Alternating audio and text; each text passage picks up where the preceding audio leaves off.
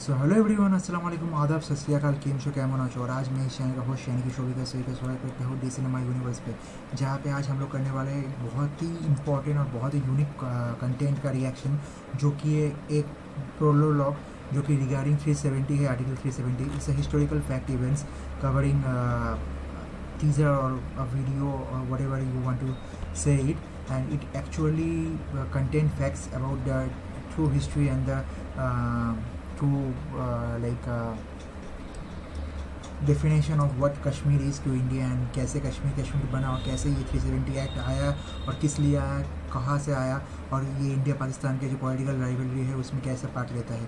तो उसके ऊपर 370 की मूवी आने वाला है 23 फरवरी को। उसके ऊपर से एक प्रोलॉग आया है जो कि वॉइस ओवर दिया गया है अजय देवगन सर से। तो उसका रिएक्शन दे देते हैं और उससे जितने भी इंटेक है, हिस्टोरिकल इंटेक, वो भी सीख लेते हैं, जान लेते हैं। ये मुझे लगा कि आप लोगों के लिए, ये समाज के लिए, हमारा देश के लिए, डेमोक्रेसी के लिए बहुत इंपॉर्टेंट वीडियो है। तो बिना किसी देरी किए, अगर आप लोग नए हैं इस चैनल में तो please like share subscribe channel, hit the bell icon, ताकि आप लोग भी नोटिफिकेशन ना मिस करें। तो बिना किसी देरी किए चलिए ये व्लॉग देख लेते हैं और सुन लेते हैं।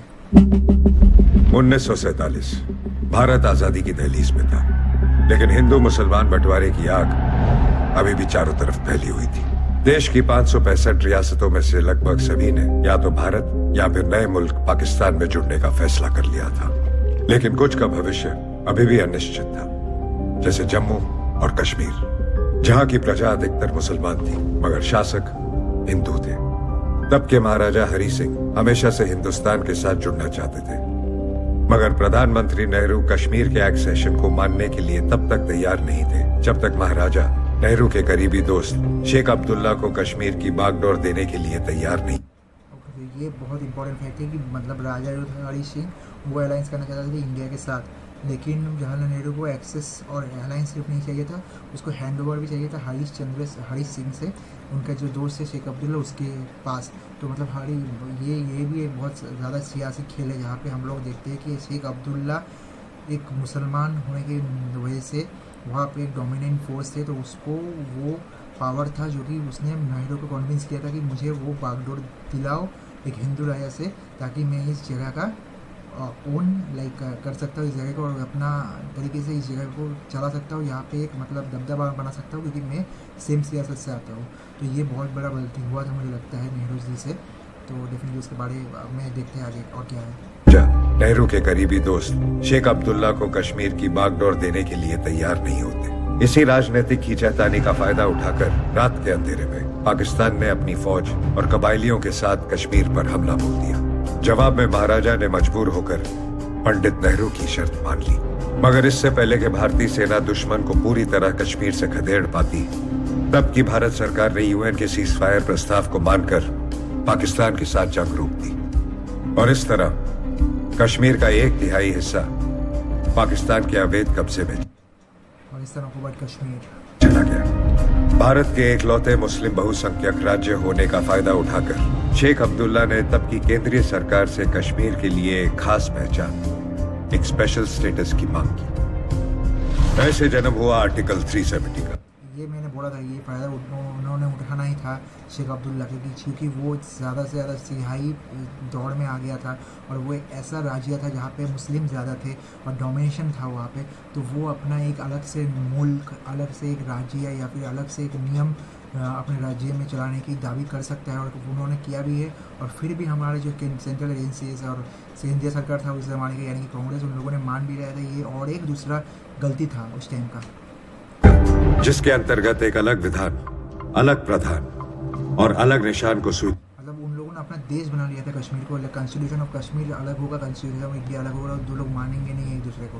कर हमने अनजाने में अपने ही देश में मानो एक अलग मुल्क खड़ा कर लिया था। इस ताकत का फायदा उठाकर कुछ कश्मीरी सेपरेटिस्ट्स, पाकिस्तानियों और आतंकवादियों ने 90 के दशक से भारत को तोड़ने के लिए कई पैंतरे आजमाए। जंग, जिहाद, यहाँ तक कि कश्मीरी पंडितों का कत्लेआम और वादी से निष्कासन। मैंने देखा है ये मूवी कश्मीर डायरीज, और उसके साथ मैंने कश्मीर में खुद गया था, ये रिसेंटली गया था दिसंबर में। तो मैंने देखा है उन लोगों का बहुत लाइफ कितनी डिफ़िकल्ट है, उन लोगों का जो मुस्लिम है उस वहाँ पे जो आवाम है वो कैसे भड़काऊ है, और कैसे वो लोग में एक एग्रेशन भरा हुआ है, और साथ में हमारा जो इंडियन आर्मी उन लोगों का भी बर्ताव बहुत ख़राब होता है वहाँ पे आवाम के तौर।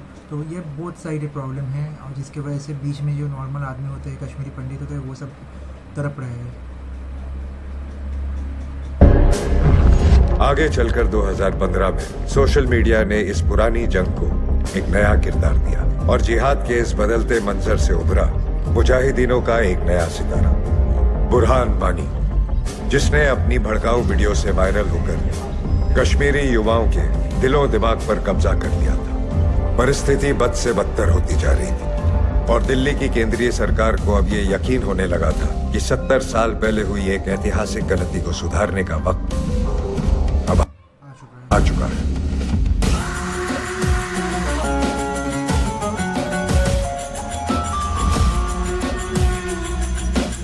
मोदी जी, अमित शाह, हम आर्टिकल 370 हटाएंगे। बेहतरीन, ये बहुत इंपॉर्टेंट और बहुत एक अच्छा मूवी होने वाला है मेरे ख्याल से, और हर एक इंडियन को इस मूवी को सपोर्ट करना चाहिए, देखना चाहिए। कश्मीरी को मेनली देखना चाहिए, कश्मीर के लोगों को देखना चाहिए। कश्मीर पंडित के लिए ये मूवी बनाया गया है। ये हिंदुस्तान का वजूद का मूवी है, एक लाइक कश्मीर का वजूद का मूवी है जो कि हिंदुस्तान का पार्ट है, और मुझे लगता है पीओ को भी ज़रूर जल्दी से जल्दी लौट के लाना चाहिए इंडिया का पार्ट बना के। तो तब तक के लिए अगर आप लोगों को यह रिएक्शन अच्छा लगा तो बने रहिए मेरे साथ, चैनल को सब्सक्राइब कर दीजिए, hit the bell icon, like share subscribe the channel and hit the bell icon, ताकि आप लोग की नोटिफिकेशन ना मिस करें, और जितने हो सके ज़्यादा से ज़्यादा इस चैनल की वीडियो को शेयर करिए अपने दोस्तों के बीच में, ताकि मुझे ज़्यादा व्यूज़ और काउंट्स और ज़्यादा लाइक काउंट्स मिले। तब तक के लिए मिलते हैं इसी चैनल पे और ऐसे अच्छे वीडियोज़ के साथ। Until next time, #DCinema Universe।